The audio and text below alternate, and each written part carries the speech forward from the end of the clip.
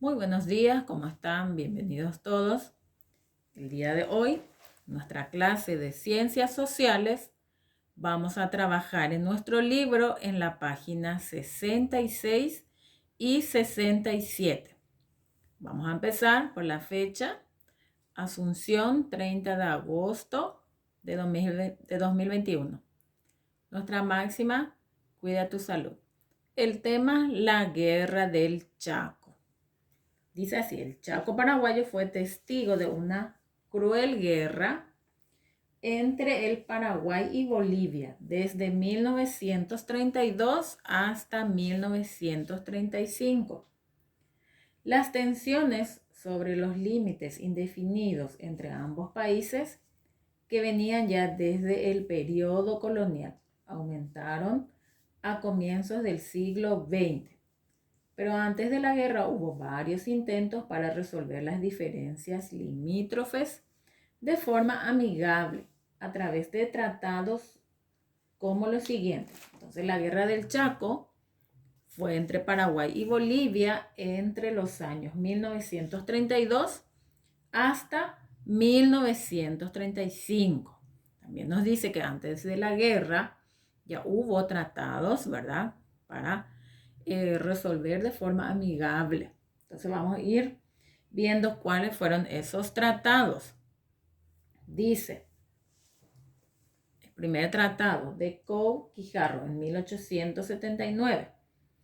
José II de Couve firmó con el enviado boliviano Antonio Quijarro un tratado que cedía a Bolivia cerca de la mitad del actual Chaco paraguayo. El Congreso paraguayo no aprobó este tratado, como vemos acá, nuestro mapa, ¿verdad? Entonces, la mitad del Chaco paraguayo luego hicieron figurar en este tratado que iba a pertenecer a Bolivia. Bueno, el siguiente tratado, Aceval Tamayo, en 1887. Este tratado dividía al Chaco en 3 sectores. El primero pertenecía al Paraguay, como vemos acá.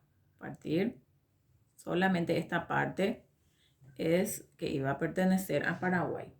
El segundo sector, el rey de Bélgica debía decidir a quién pertenecía, o sea que iba a ir a arbitraje, que era esta zona. Y el tercer sector pertenecía totalmente a Bolivia. El Congreso rechazó nuevamente este tratado, o sea que toda esta parte ya le iba a pertenecer a Bolivia.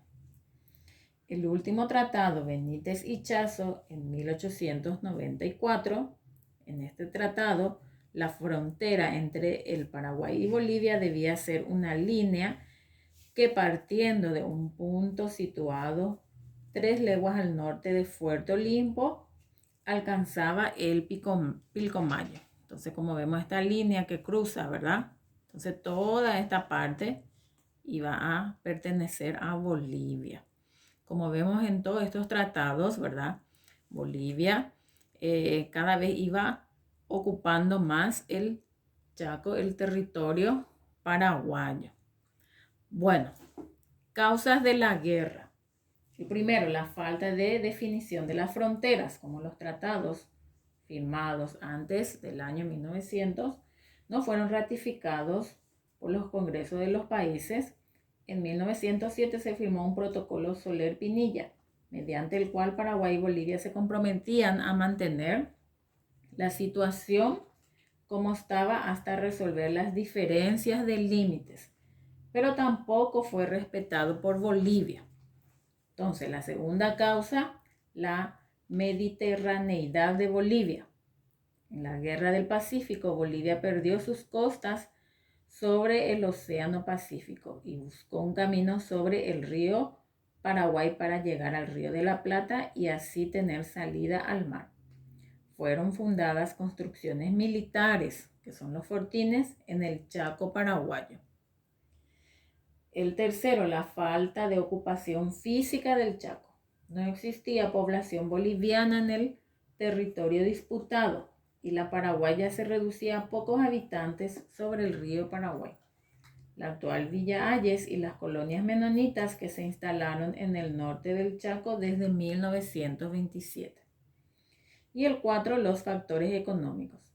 Los negocios tanineros y ganaderos en el lado paraguayo, las explotaciones petroleras del lado boliviano y los fabricantes de armas, así como los organismos financieros internacionales también influyeron para que detonara la guerra entre Paraguay y Bolivia.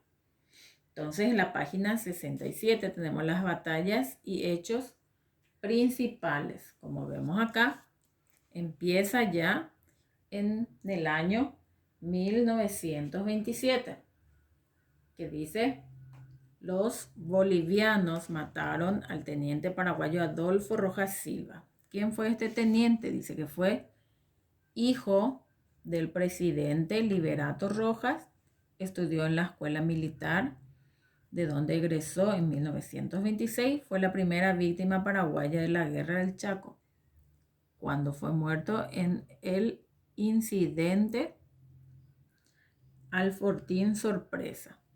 Bueno, entonces así de esta forma ya fue uno de los hechos principales, ¿verdad? Y vemos acá en cada año cuáles fueron las batallas y los hechos relevantes, ¿verdad?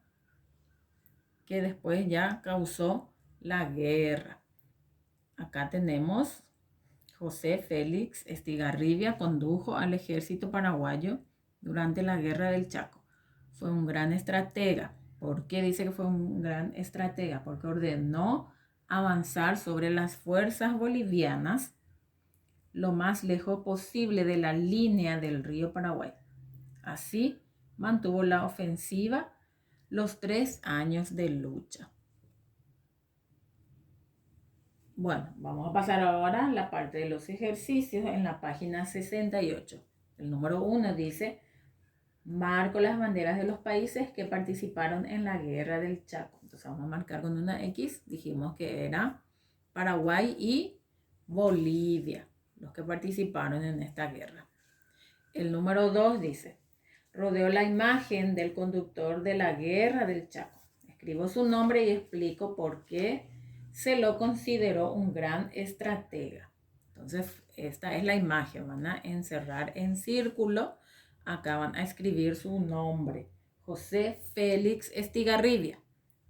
Y en esta parte voy a escribir por qué se le consideró un gran estratega. Porque ordenó avanzar sobre las fuerzas bolivianas lo más lejos posible del río Paraguay. Así mantuvo la ofensiva. El número 3 dice: busco en internet alguna película referente a la Guerra del Chaco y completo. Nombre de la película, y van a escribir país, año y un resumen. En el número 4, en la página 69, dice: analizo el mapa de los tratados antes de 1900 y explico si considero justos o no los límites establecidos en dicho documentos.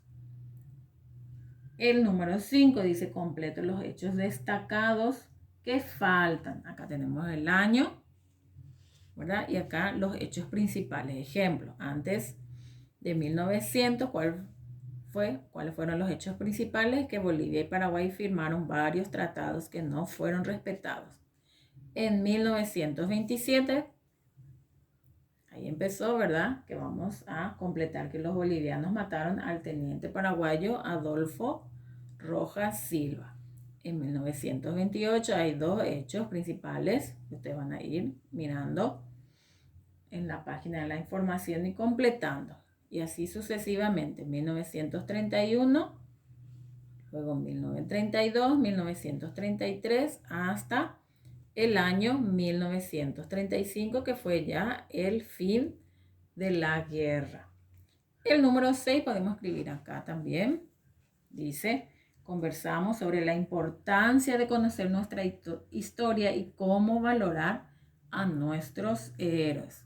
Algo cortito nomás acá en esta parte van a escribir, ¿verdad? Porque es importante conocer nuestra historia. Bueno, entonces esta tarea voy a dejarles el día de hoy. Voy a esperar que me envíen. Muchas gracias.